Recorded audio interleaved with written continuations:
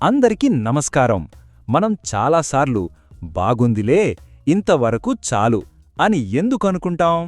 ఈ చిన్న మాటే మనల్ని పెద్ద పెద్ద విజయాలు సాధించకుండా ఎలా ఆపుతుందో ఈరోజు మనం మాట్లాడుకుందాం. సరే, మరి మనందరం కలిసి ఈ విషయం గురించి తెలుసుకుందామా? ఒక్కసారి ఆలోచించండి. మన జీవితంలో పర్వాలేదులే అని సర్దుకుపోవడం నిజంగా మనకు మంచిదేనా? మన ఎదుగుదలకది సహాయం చేస్తుందా? ఒక్క క్షణం ప్రశాంతంగా మనసు పెట్టి దీని గురించి ఆలోచిద్దాం. చూడండి, ఈ మాటలో ఎంత నిజముందో. ఎప్పుడైతే మనం హమ్మయ్యా అంతా బానే ఉంది, ఇది చాలు అని సౌకర్యంగా ఫీలవుతామో, నిజానికి అప్పుడే మన ప్రగతి ఆగిపోతుంది.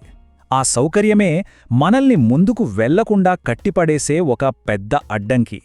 సరే, మనల్ని ముందుకు వెళ్లనివ్వకుండా ఆపేది ఏంటో ఇప్పుడు చూద్దాం.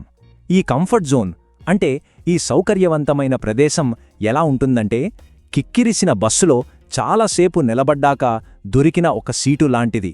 అబ్బా, దొరికింద్రా బాబు అనుకుంటాం. కాని ఆ బస్సు మనల్ని సరైన చోటికి తీసుకెళ్తుందా లేదా అని మాత్రం ఆలోచించం. ఇలాంటి ఆలోచనలు మనందరికీ వస్తూ ఉంటాయి కదా. ఎందుకు అనవసరంగా రిస్క్ తీసుకోవాలి? ఒకవేళ ఫెయిల్ అయితే అందరూ ఏమనుకుంటారో అని భయపడటం చాలా సహజం. కాని ఒక్క విషయం గుర్తుంచుకోవాలి, ఈ భయమే మనల్ని ముందుకు వెళ్లకుండా గట్టిగా పట్టుకుని ఉన్న చోటనే ఉంచేస్తుంది. ఉదాహరణకి ఒక విద్యార్థిని తీసుకుందాం. జస్ట్ పాస్ అయితే చాలు అని అనుకుంటే వాళ్ల చదువు, వాళ్ల ప్రయత్నం కూడా ఆ పాస్ మార్కుల వరకే ఉంటుంది. అదే నేను క్లాస్ టాపర్ అవ్వాలి, 90 మార్కులు తెచ్చుకోవాలి అని అనుకుంటే వాళ్ళు చదివే పద్ధతే మారిపోతుంది కదా. చూసారా, ఆలోచనలో చిన్న మార్పు ఎంత పెద్ద తేడా తెస్తుంది. అలాగే ఒక ఉద్యోగిని చూద్దాం. రోజూ ఆఫీస్కి వెళ్లడం, ఇచ్చిన పని పూర్తి చేయడం, నెల చివర్లో జీతం తీసుకోవడం, ఇలా జీవితం సాఫీగానే సాగిపోతుంది. కాని నేను ఇంకా కొత్త విషయాలు నేర్చుకోవాలి, కంపెనీలో ఇంకా పైస్థాయికి వెళ్లాలి అని ఆలోచిస్తే వాళ్ల కెరియరే మారిపోతుంది. ఒక చిన్న కిరాణా కొట్టు యజమానిని ఊహించుకోండి. ఈ రోజుకి వ్యాపారం జరిగితే చాలు అని అనుకుంటే ఆ దుకాణం ఎప్పటికీ చిన్నగానే ఉండిపోతుంది. కాని ఈ చిన్న దుకాణాన్ని ఒక పెద్ద బ్రాండ్గా మార్చాలి అని కలకన్నప్పుడు వాళ్ల ప్రయాణమే పూర్తిగా మారిపోతుంది. సరే, ఇప్పుడు అసలు విషయానికొద్దాం. గొప్పగా మారడమనేది లాటరీ టికెట్ లాంటిది కాదు. అది మనందరం తీసుకోగల ఒక శక్తివంతమైన నిర్ణయం. మనం చేయాల్సిందల్లా ఆ నిర్ణయాన్ని ధైర్యంగా తీసుకోవడమే. ఈ మాటను మనం బాగా గుర్తుపెట్టుకోవాలి.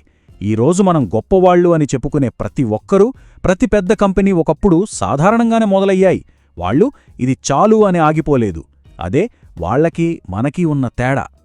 మనం పెద్ద లక్ష్యాలు పెట్టుకున్నప్పుడు మనలో తెలియని ఒక కొత్త శక్తి, ఒక ఉత్సాహం వస్తుంది.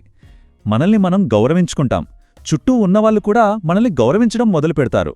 అప్పుడే మనం మెల్లమెల్లగా సాధారణం నుండి అసాధారణ స్థాయికి ఎదుగుతాం. ఈ పెద్ద విషయాన్ని ఇంకా తేలిగ్గా అర్థం చేసుకోవడానికి నేను మీకిప్పుడు 2 చిన్న కథలు చెప్తాను. ఒకటి ఒక మామిడి చెట్టు గురించి, ఇంకొకటి మన దేశం గర్వించదగ్గ ఒక పెద్ద కంపెనీ గురించి. అనగనగా ఒక ఊళ్ళో ఒక ఆయనుండేవాడు. ఆయన పెరట్లో ఒక చక్కటి మామిడి చెట్టుండేది. అది ప్రతి సంవత్సరం ఓ 20 పండ్లు కాసేది. ఆయన చాలా సంతోషంగా, ఆహా, ఈ 20 పండ్లు నాకు, నా కుటుంబానికి చాలు అనుకునేవాడు. ఒకరోజు అతని స్నేహితుడు వచ్చి, మిత్రమా, ఈ చెట్టుకు కొంచెం శ్రద్ధగా నీళ్లు పోసి ఎరువు వేస్తే ఇది ఏకంగా 200 పండ్లు కూడా ఇస్తోంది తెలుసా అని చెప్పాడు. దానికి ఆ యజమాని, అబ్బే, 20 పళ్ళు చాలు, ఆ 200 కోసం అంత కష్టపడాలా అని తేలిగ్గానేశాడు. సంవత్సరాలు గడిచిపోయాయి. ఆ చెట్టు ఎదగలేదు. ఎప్పటికీ ఆ 20 పళ్లకే పరిమితమైపోయింది. ఈ కథలో నీతి ఇదేనండి.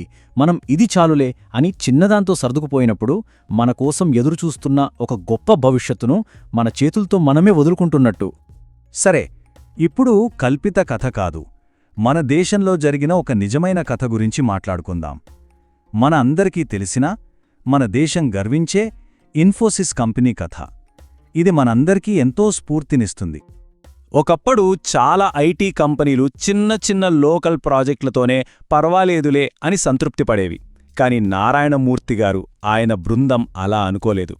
భారతదేశం నుండి ఒక ప్రపంచ స్థాయి కంపెనీని నిర్మించాలని వాళ్లు కలకన్నారు. క్రమశిక్షణ, నిబద్ధతతో ఆ కలను నిజం చేసుకున్నారు.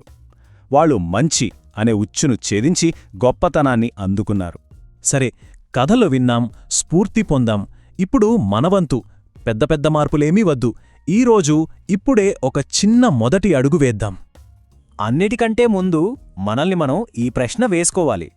నేను ఇలాంటి కొత్త ప్రయత్నాలు చెయ్యకుండా, ఇలాంటి రిస్క్ తీసుకోకుండా సౌకర్యవంతంగా బతికేస్తున్నానా? ఒక్కసారి నిజాయితీగా ఆలోచిద్దాం. అది మన చదువులో కావచ్చు, ఉద్యోగంలో కావచ్చు, లేదా మన సంబంధాల్లో కావచ్చు. ఏ విషయంలో మనం అయ్యో ఇంకా బాగా చేయొచ్చు కాని ఎందుకులే ఇది చాలు అని సర్దుకుపోతున్నామో ఒక్కసారి గమనిద్దాం. ఇది చాలా ముఖ్యమైన ప్రశ్న. మన జీవితం తర్వాత మనల్ని అందరూ ఉండేవార్లే అని మామూలుగా గుర్తుంచుకోవాలా, లేక వావ్ వాళ్ళ జీవితం ఒక స్ఫూర్తి అని గొప్పగా గుర్తుంచుకోవాలా? ఈ నిర్ణయం పూర్తిగా మన చేతుల్లోనే ఉంది. సరే, ఇప్పుడొక చిన్న పని చేద్దాం. మన జీవితంలో మనం అలా నెట్టుకొస్తున్న ఒక్క విషయాన్ని ఎంచుకుందాం. అది చదువు కావచ్చు, లేదా మన ఉద్యోగం కావచ్చు. ఈ వారం ఆ ఒక్క విషయంలో ఒక్క చిన్న అడుగు ముందుకు వేయాలని నిర్ణయించుకుందాం. అంతే. ఈ మాటలు గుర్తుంచుకుందాం. సౌకర్యం మనల్ని అక్కడే ఆపేస్తుంది, కాని మనం సాధించే గొప్పతనం మనల్ని ఎప్పటికీ మర్చిపోలేని వారిగా చేస్తుంది. ఉన్నచోట ఆగిపోవద్దు. మనం ఇంకా ఎంతో సాధించగలం. ప్రతిరోజు ఉదయం మనతో మనం ఇలా చెప్పుకుందాం, నేను మంచితో సంతృప్తి పడను, నేను గొప్పతనం కోసమే ఉన్నాను. గుర్తుంచుకోండి మిత్రులారా, రోజూ కొద్దిగా మెరుగుపరుచుకుంటే ఏదో ఒక రోజు గొప్ప విజయం మనదే.